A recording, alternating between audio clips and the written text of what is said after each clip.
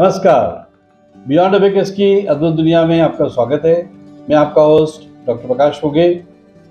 Beyond abacus में हमारा मानना है कि मैथमेटिक्स कैलकुलेशन से ज़्यादा बहुत कुछ है। कितना भी आप गुणा भाग कर लीजिए, लेकिन मैथमेटिक्स का वो एक बहुत छोटा सा अंश है। तो गणित एक सोच है, एक काम करने का तरीका है, एक सिस्टम है जो आपके काम को आसान बनाती है। और इसी दृष्टि से हम बहुत सारे वीडियोज़ लेके आते हैं, शॉर्ट्स लेके आते हैं, रील्स लेके आते हैं, कोर्सेज, प्रोडक्ट्स एंड सर्विसेज लेके आते हैं, जो कि गणित को रोचक और रुचिकर और इंटरेस्टिंग बनाती है। तो आज उसी दिशा में हम एक और वीडियो देख रहे हैं जिसका नाम है, जो सीरीज़ हमने बना रखी है, maths core concepts probability theory 1। Probability theory में हम 3-4 वीडियो बनेंगे शायद, तो उनमें का ये पहला वीडियो है। और इस पूरी सीरीज़ में हमारा यह प्रयास है कि अरिथमेटिक, अलजेब्रा और ज्योमेट्री और रीजनिंग, ये जो गणित के 4 पाए हैं, इन पे पूरा गणित आधारित है।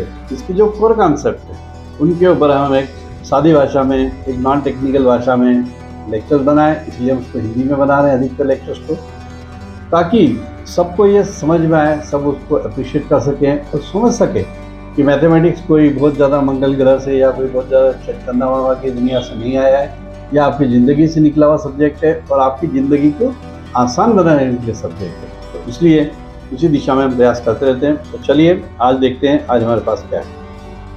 आज हमारे पास है probability theory 1। What does it mean, इसका कंटेंट क्या है, कुछ शब्दों के बारे में हम चर्चा करेंगे आज। जैसे कि ये हम रोज़ सुनते हैं, जैसे कि perhaps, may be, chances, possibility, ये शब्द क्या होते हैं। जैसे हमने बोला कि मैंने एक एप्लीकेशन दी है, प्रिंसिपल सर मानेंगे कि नहीं मानेंगे, तो somebody says perhaps he may approve your leave application, so perhaps he may approve your leave application। मतलब क्या है, अनिश्चितता है। perhaps he may approve मतलब वो कर सकते हैं, नहीं कर सकते हैं। तो perhaps शब्द का एक इस्तेमाल यहाँ पे होता है। maybe I am coming, may includes may not, इसलिए maybe I am coming भी एक बहुत ही अनसर्टन शब्द है। इसने बोला कि maybe I am coming, I may agree to this, या I may think on this. So I may think on this मतलब वो थिंक करने में भी संभावनाएं बता रहे हैं कि I may think, I may not think. Chances, जैसे हम बोलते हैं, जैसे क्रिकेट मैचेस अपने यहाँ साल भर ही चलते रहते हैं, कहीं ना कहीं तो क्रिकेट मैचेस होते हैं या कोई भी अपन कहते हैं, what are the chances of winning India team, what are the chances of winning Africa team, what are the chances of this person scoring more, that person scoring more. ये सब क्या है, चांसेस हैं और हमारी पॉसिबिलिटी तलाश करने के तरीके हैं। तो ये हम रोज़ के जीवन में देखते हैं कि ये सब शब्द हम रोज़ सुनते हैं। इसी तरह से जहाँ पे अनिश्चितता होती है वहाँ पे ये सब प्रोबेबिलिटी का जन्म होता है, क्योंकि संभावनाएं कब आप देखोगे, जब आपको लगे कि भाई ये भी हो सकता है, ये भी हो सकता है, तब आप संभावनाएं देखोगे। अगर आपके पता ही कि ये है, फॉर एग्जांपल जैसे आप एप्लीकेशन बुलवा रहे हैं, कोई बड़ी कॉम्पिटिटिव एग्ज़ाम है या कुछ है, आप एप्लीकेशन बुला रहे हैं, तो एप्लीकेशन में आप पूछते हैं कि भाई व्हाट इज़ योर मतलब male female, may not like to say male female, जो आप सेक्स के बारे में ओरिएंटेशन देते हैं, जेंडर के बारे में, ये होता ही है ना। या मान लो आपने पूछा what is your date of birth, अब किसी की डेट ऑफ बर्थ कुछ भी हो सकती है। सो ये जहाँ पॉसिबिलिटी है कि कुछ भी हो सकता है, वहाँ पे आपको ऑप्शन देने पड़ते हैं। जैसे मान लीजिए आपने बोला कि वुड यू लाइक टू, आप एक क्लासेस रन कर रहे हैं, आपने कहा would you like to attend 4 PM class और 6 PM क्लास और 7 PM क्लास। तो आप क्या कर रहे हो, आप चांसेस ढूंढ रहे हो कि भाई कहाँ पे क्लास का डिमांड है या क्या है, या एनालाइजिंग है। तो इस तरह से जहाँ पे अनिश्चितता होती है वहाँ पे जाके ये सब शब्द आते हैं। मेनी आउटकम होते हैं। जिस मान लीजिए हम लूडो खेलते हैं तो हम डाइस फेंकते हैं, और जिसपे 1 2 3 4 5 6 लिखा रहता है, तो आपने डाइस फेंका, तो अब क्या हुआ, मेनी पॉसिबल आउटकम है। मान लीजिए मुझे चाहिए था 4, मैंने फेंका, आ गया 6।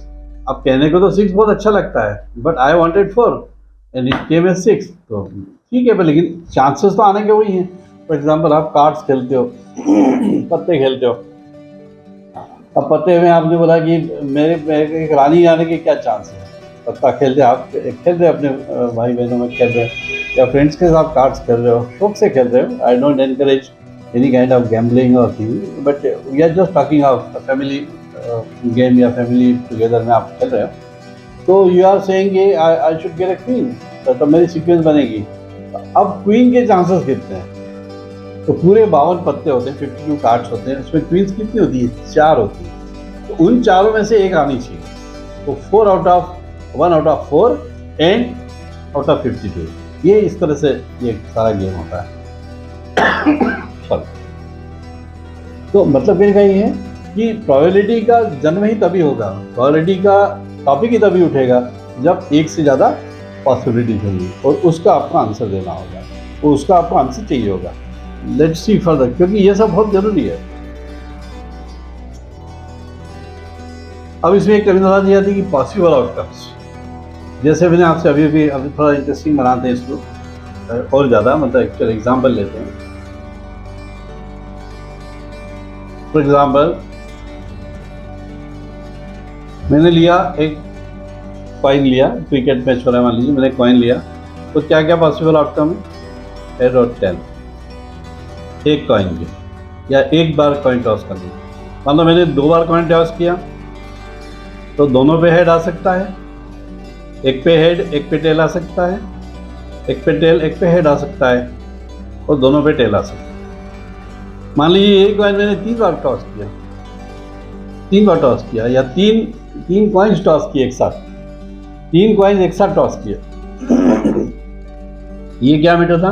मैंने 2 कॉइन टॉस किए एक साथ, ये मैंने 1 कॉइन टॉस किया, ये मैंने अब 3 कॉइन टॉस कर रहा हूँ। तो अब मैं थोड़ा सा लिख रहा हूँ, बाकी आपसे एक्सपेक्ट करूंगा कि आप लिखें उसको। पहले तो क्या हो सकता है? तीनों पे हेड आ जाए, फिर 2 पे हेड आ जाए, 1 पे टेल आ जाए, फिर इस तरह से ये हो सकता है, फिर ये इस तरह से हो सकता है। इसके बाद में क्या होगा? मान लीजिए 2 टेल की हम बात करने लग जाते हैं, 2 टेल एक हेड, 2 टेल एक हेड, और 2 टेल और एक हेड, और एंड में तीनों टेल्स, इसके अलावा कुछ नहीं। तो ये क्या है?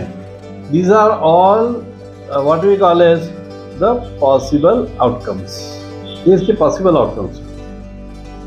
लेकिन क्या हमें पॉसिबल आउटकम पे काम करना है?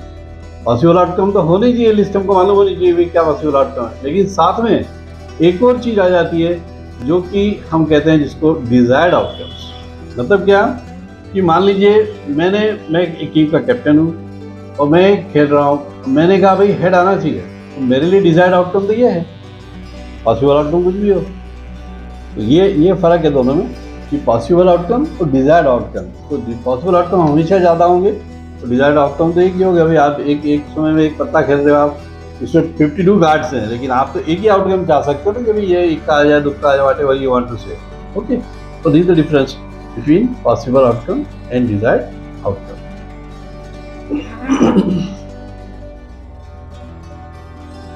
ये टर्म्स काफ़ी कंफ्यूज करती है स्टैटिस्टिक्स की दुनिया में जो पढ़ाई करते हैं। Probability in life sciences, business, जैसे मैंने आपको अभी बताया, मान लीजिए आप कोई इंटरव्यू देने जा रहे हैं, तो आपके सिलेक्शन के चांसेस कितने हैं?